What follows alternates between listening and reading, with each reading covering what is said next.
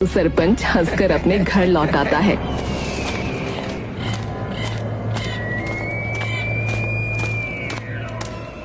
लेकिन सत्तू सरपंच का घर आने पर फिर से दिमाग खराब हो जाता है। वो अपने दोनों चमचों राजवीर और सोमवीर को बुलाता है।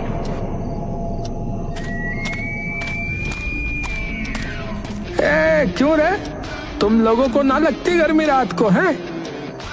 तुम लोगों का मन नहीं करता कि रात को मलमल की चादर ओढ़कर हवेली की ठंडी हवा में सोने का है? बोलो बोलो। अब मन तो बहुत करता है सरपंच साहब, पर रात को वहां जाना मना है ना। किसने बोला? उस राजन ने? अरे झूठ बोलता है वो है।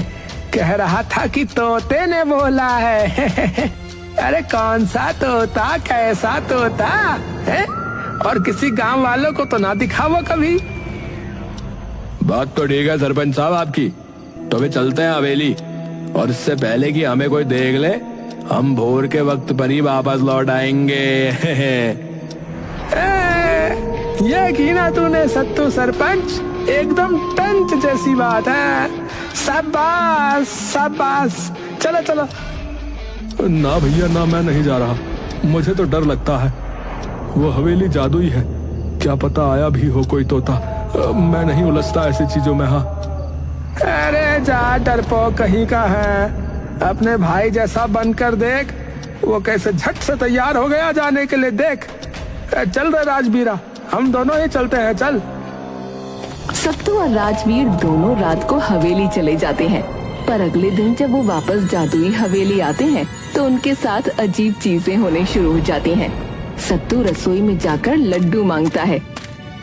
मुझे बेसन के लड्डू दे दो हे रसोई के भगवान। और लड्डू उसके सामने आ जाते हैं, पर जैसे ही सरपंच लड्डू खाता है वो एकदम से उछल पड़ता है। अरे मार दिया रे।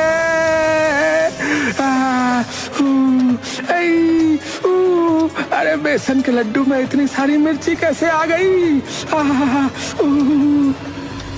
वहीं दूसरी ओर जब राजवीर जो मुलायम बिस्तर पर लेटने के लिए कूदता है तो बिस्तर एकदम से पत्थर का हो जाता है। आई, अरे टूट गई रे, पूरी कमर टूट गई। अरे किस कमबख्त ने यहाँ पत्थर ला कर रखा है इसके नीचे। अरे पूरा दिन उनके साथ यही होता रहा, लेकिन फिर भी दोनों बाज नहीं आते और फिर से उस दिन रात को सोने जादुई हवेली पर पहुंच जाते हैं। जैसे ही दोनों सोने के लिए लेटते हैं उनके सामने वो तोता अचानक आ जाता है। दोनों डरकर अपने बिस्तर से उठ पड़ते हैं। तोता जोर से चिल्लाता है, ये हवेली है जंगल की देन, रात को छीना तुमने इसका चैन। गलती से माफी एक बार, मेरे घर से इतना प्यार कि आए फिर से दूसरी बार, तो फिर भूल जाओ तुम अपना संसार। अगले दिन जब घर वाले वापस हवेली की जगह पहुंचते हैं तो देखते हैं कि हवेली वहाँ है ही नहीं। ये देखकर सभी दंग रह जाते हैं। तभी भीड़ में खड़ी नीलम पूछती है, अरे राजन, तेरी जादुई हवेली कहाँ गायब हो गई?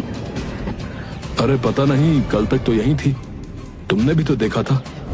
तभी वहाँ सोमवीर भागा आता है। भाई राजन, मेरा भाई कल से घर नहीं आया। वो 2 दिन से हर रात को सरपंच के साथ यहाँ सोने आता था, पर न जाने क्या हुआ कि आज मुड़ के लौटा ही नहीं। हो, तभी हवेली गायब है, क्योंकि उन्होंने हवेली का नियम तोड़ दिया। अम्मा भीड़ में खड़ी होती है और जैसे ही वो ये बात सुनती है वो जोर से चीखती है, देख तुम्हारे गधे भाई और उस निकम्मे सरपंच की वजह से अब हमारा और हमारे बच्चों का भी सत्यानाश हो गया। अम्मा, सरपंच और हमारे भाई की तरफ से हम माफी मांग ले रहे हैं, माफ कर दो अम्मा। अरे भाई राजन, तुम तो समझो ना, तुम तो दयावान हो, जो पेड़ों तक पर दया दिखाता है, तो अब उन्हें भी तुम्हारी जरूरत है। माफ कर दो मेरे भाई राजन उन्हें।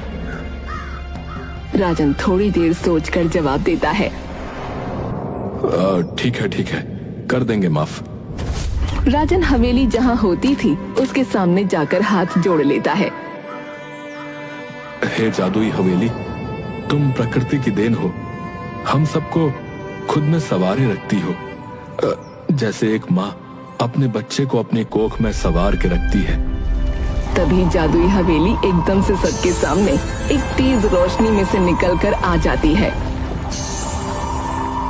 और सरपंच हवेली की एक खिड़की से उड़ते हुए आता है और धड़ाम से नीचे गिरता है। आई! कहाँ पटक गए भैया? भैया पहुंच गए, वापस आ गए। माफ कर देना भाई मुझे राजन, मैंने प्रकृति के नियम तोड़े और अपने साथ साथ पूरे गांव का भी नुकसान करा दिया। कोई नहीं, आपको अपनी गलती का एहसास हुआ, हमारे लिए यही आपका माफीनामा है। चलिए घर चलिए सत्तू भैया। और सभी गांव वाले हंसते खेलते हुए और बच्चे तो सरपंच की पीठ पर चढ़कर हवेली के अंदर चले जाते हैं।